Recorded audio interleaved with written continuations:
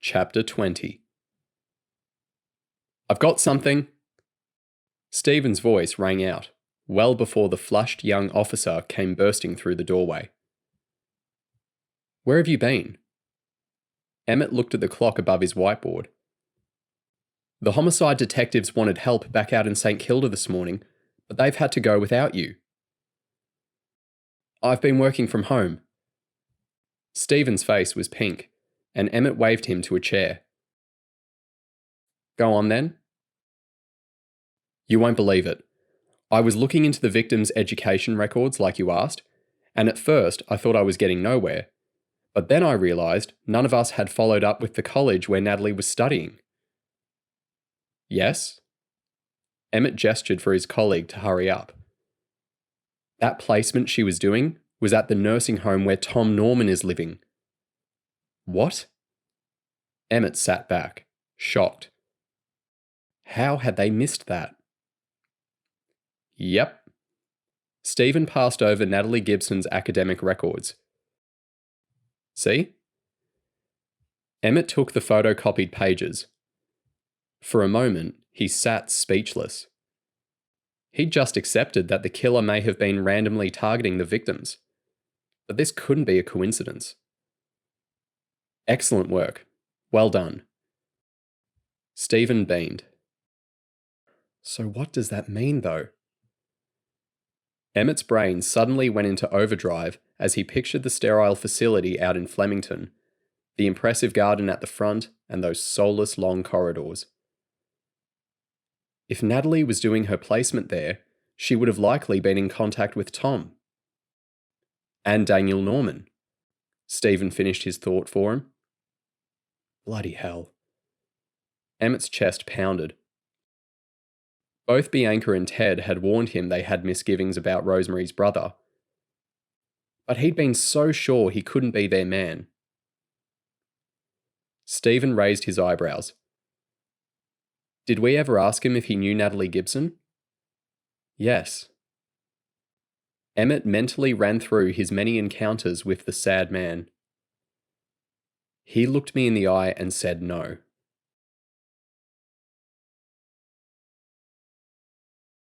On the way to Daniel Norman's, Emmett rang Bianca, eager to get her take on Stephen's discovery. I told you he was dodgy, she yelled, over the sound of general clatter in the background.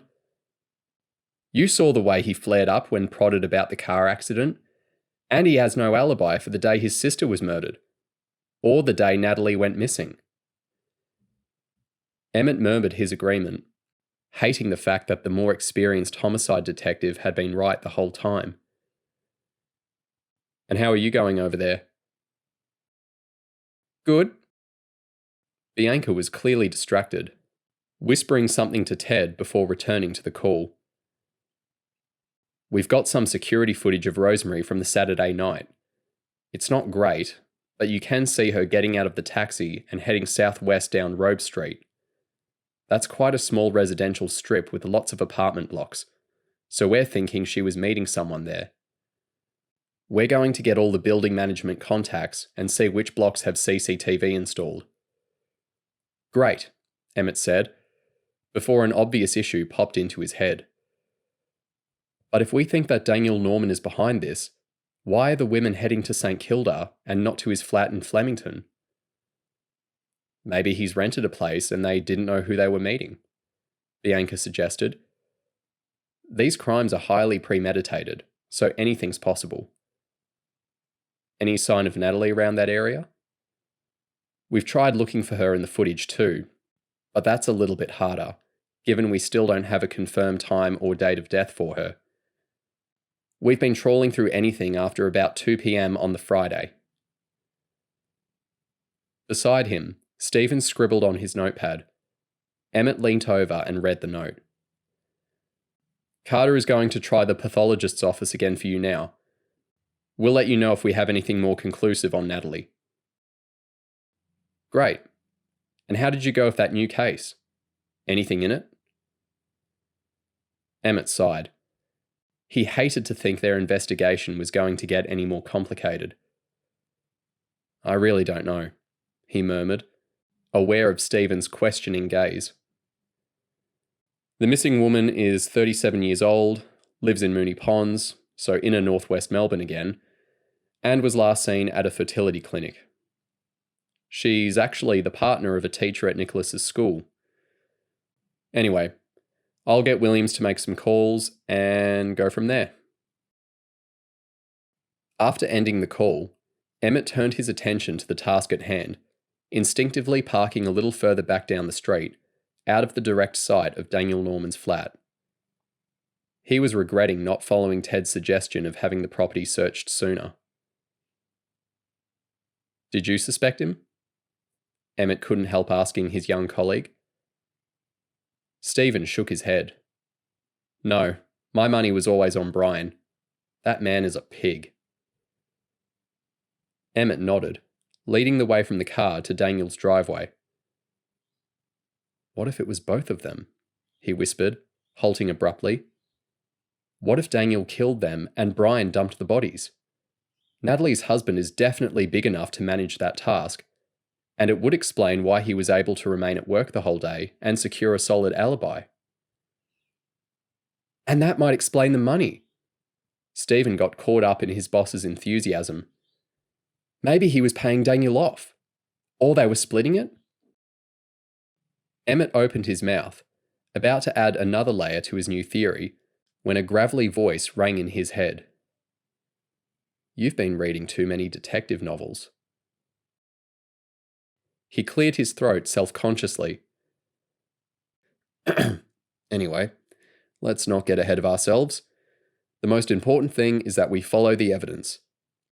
And right now, it's time to find out what our good friend Daniel Norman has to say for himself. Emmett marched up the few steps to the porch and rapped firmly on the door. There was no answer. He tried again. Mr. Norman? It's Detective Corbin. He paused, his clenched hand hovering over the door. I'll poke around the back. Stephen darted down the side, returning moments later. I can see directly into the courtyard, and there's no one there. Bugger. Emmett pulled out his phone. So much for living a quiet life. He listened to the dial tone ringing out. And he's not answering my calls either. The nursing home? Stephen suggested. Good idea. You phone ahead and I'll start driving.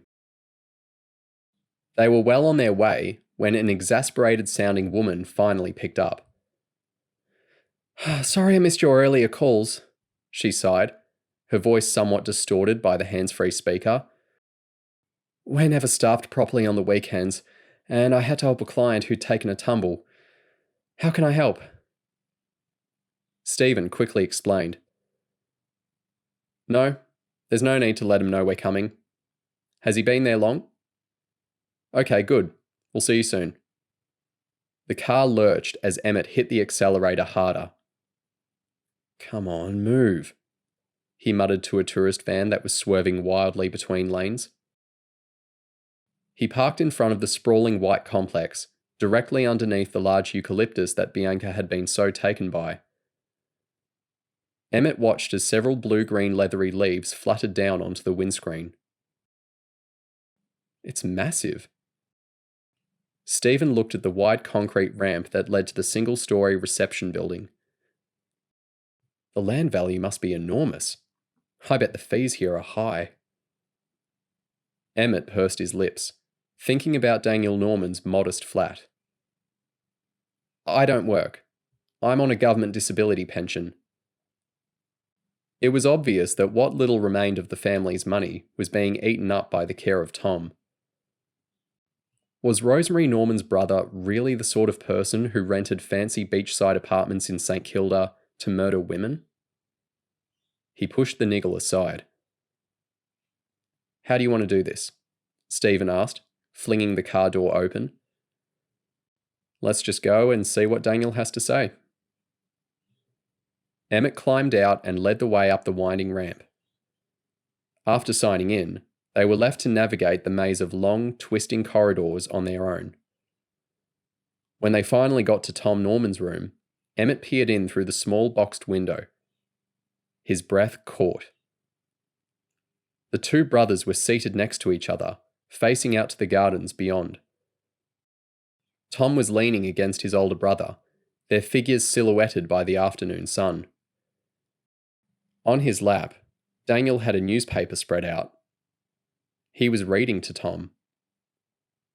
Emmett hesitated. It felt wrong to barge in on their time together. He gently pushed the door open, deliberately coughing so as not to startle the men. Good afternoon.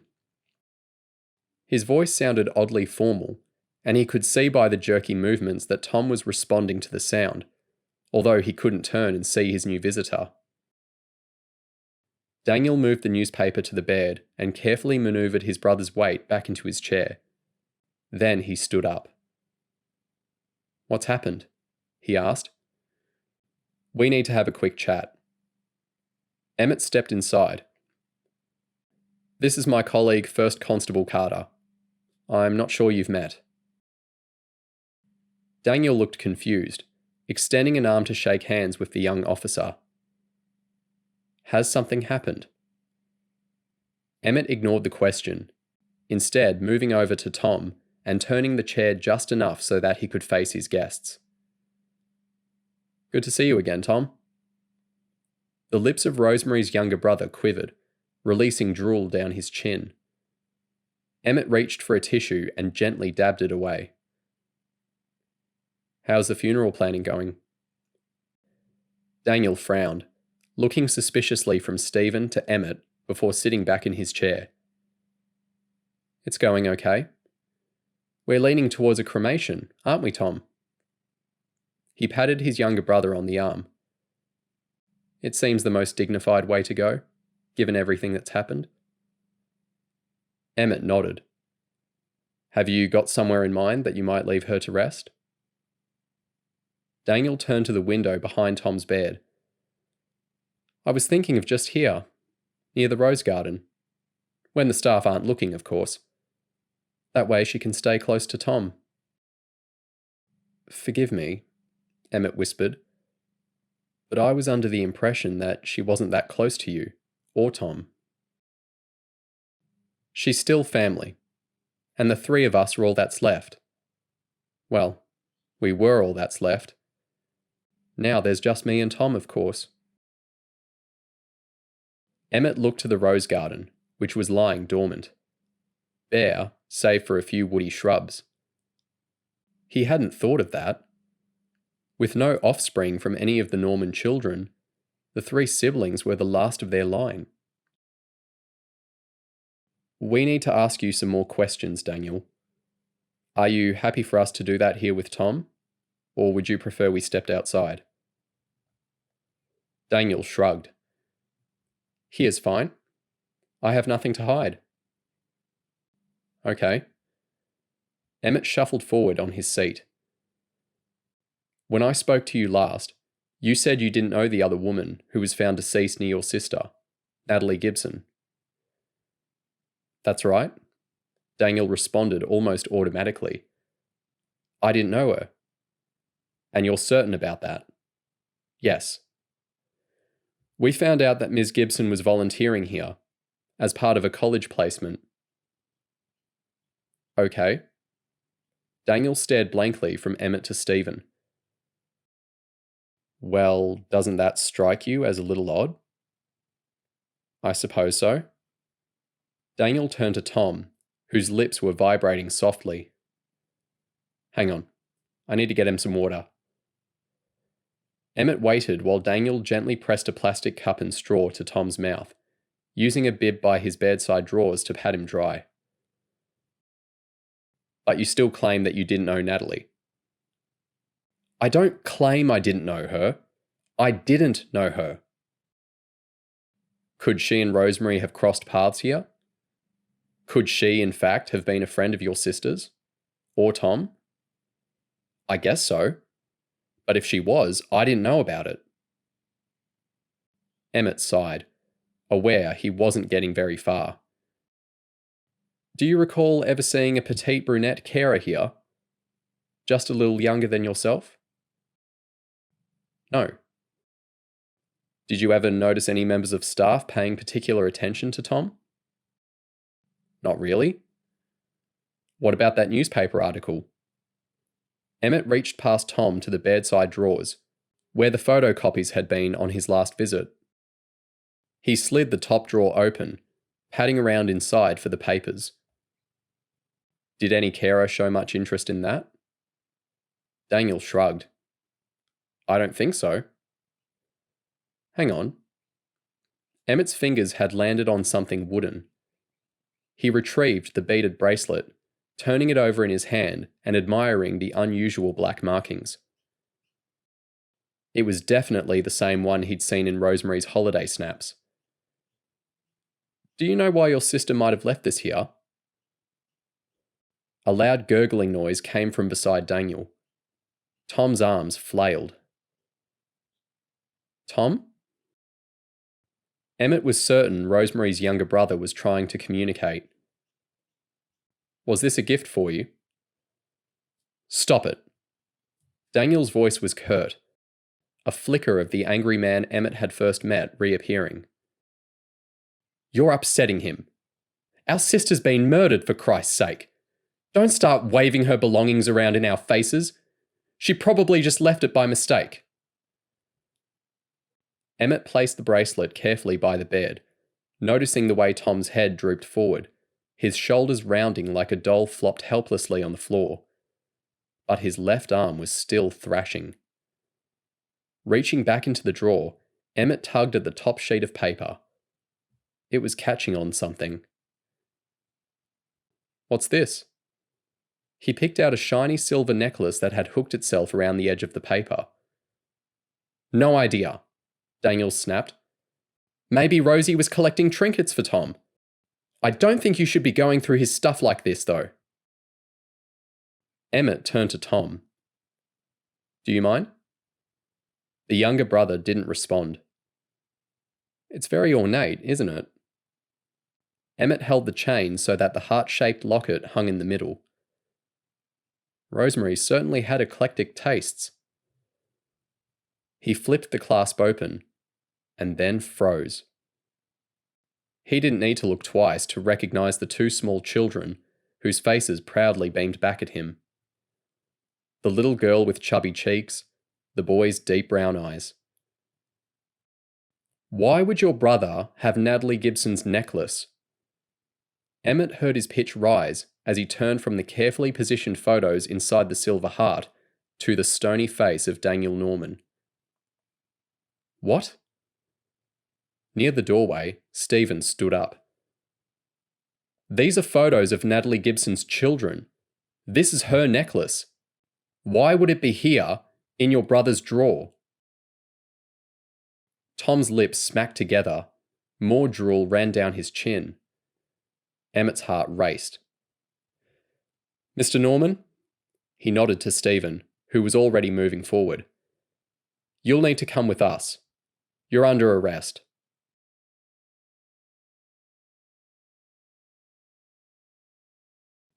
Marcus hummed as he got off the tram and walked down the esplanade towards his beachside apartment. He usually spent Saturday nights out in the city, but tonight, it felt good to be going home to enjoy an unusually mild evening alone in his penthouse, from which he could take in the views of the St. Kilda foreshore. Hi, he smiled as two good-looking joggers split either side of him. He turned and watched the women bounce away. Heading up the grassy slope where ice cream trucks sat in the summer and past the colourful carnival rides of Luna Park, Marcus turned left, striding past towering apartment blocks, then up a steep set of stairs to the security gate at the front of his building. He was just entering the door code when a figure emerged from the darkness, causing him to jump. Why haven't you been answering my calls? Marcus felt his chest squeeze. He knew her at once, though she looked even younger and less attractive than he remembered. I waited for you in that cafe like you said, but you didn't show, and I've been calling and calling with no answer. Why aren't you speaking to me?"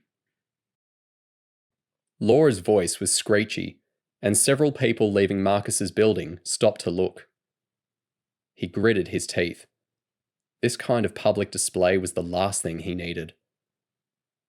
"What are you talking about?" He forced a smile. "I sent you a message just this morning. Don't tell me you didn't get that." The young woman crossed her arms in disbelief. "Really? I was so worried about you." Marcus patted her clumsily on the back. "Come in." Stiffly placing an arm around her waist, he guided her into the building and took the elevator to the 14th floor. He shuddered as he caught sight of their reflection in the closing silver doors. What a poorly matched couple they made. "Here we are then?" He nudged her into his apartment. "Wow," she gasped. "I always forget how amazing your view is." Marcus rolled his eyes, watching Laura stroll through his luxury penthouse as though it was her own, mentally flinching each time he saw her touch anything. How had he ever got involved with her? And, more importantly, how was he going to get rid of her? "You've been busy cleaning?" She giggled, pointing to the bottles of bleach and cleaning detergent he'd left out on the kitchen counter. Marcus shoved the products under the sink. "Something to drink?" He pulled the fridge open, relieved to find an opened bottle of cheap white Chardonnay. He gave it a discreet sniff, wincing. The wine had definitely turned, but did it matter? He poked his head through to the living room and saw that Laura was now seated on his new modular lounge, facing the window. She was hardly worth wasting anything better on. "Here you are, darling." He handed her the glass, sitting down next to her as he tugged at his shirt. How had it got so tight around his waist? "What shall we toast to?" For the first time since she'd accosted him, Marcus forced himself to look her in the eyes. Only then did he notice she was crying. "Darling, what's wrong?" The young woman didn't respond, instead shaking terribly. He went to take the wine glass back from her. She appeared to be having some sort of fit. He was too late. With a sudden, violent whip, Laura hurled the glass towards the window. The sound of it shattering on the polished floorboards reverberated through the room. Marcus froze. "You fucking bastard!" Laura leapt to her feet, her eyes wide. "You fucking bastard!" The spilled wine inched its way along the floorboards, dangerously close to his new couch. Marcus cringed, resisting the urge to jump up and grab a cloth. "You know I'm pregnant. Why the hell would you give me alcohol?" "Oh, yes. That." "My friends were right about you," Laura screamed, spit spraying from her mouth. "I left school for you. I gave up my body. And you don't even care!" Marcus shuddered again. She was so ugly. Why had he allowed this girl to waste his time? He watched her face crumple, her mouth gaping unattractively between each succession of sobs. Then he watched her run past him, slamming the door of the guest bathroom behind her. To the sound of her wailing, Marcus found himself a tea towel and soaked up the wine, happy to have rescued his couch just in time. Then he poured himself a scotch and moved into the study. Flicking the television on, he was grateful to see he hadn't missed the start of the football. "Come on, Saints!" he yelled at the screen as play got underway. Unbuttoning his shirt, he slumped in his favourite armchair and reached for the remote, turning up the volume. The last thing he wanted to hear was the sound of Laura's pathetic crying.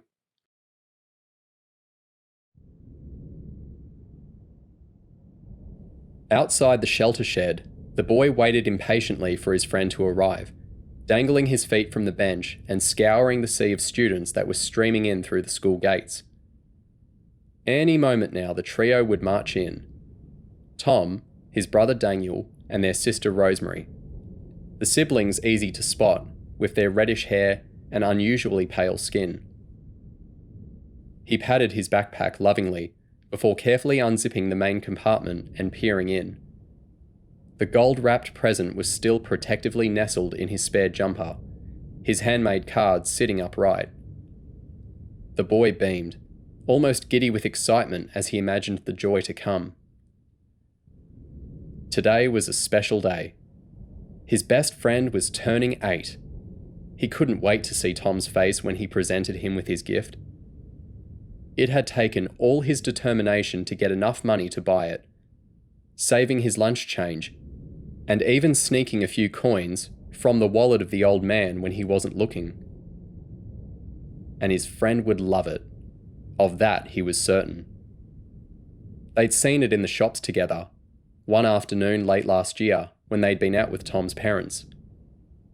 "Wow!" his friend had exclaimed as the store assistant had demonstrated the toy, moving the silver coils in his hands like magic, the spring jiggling and bouncing as if spurred on by some internal force.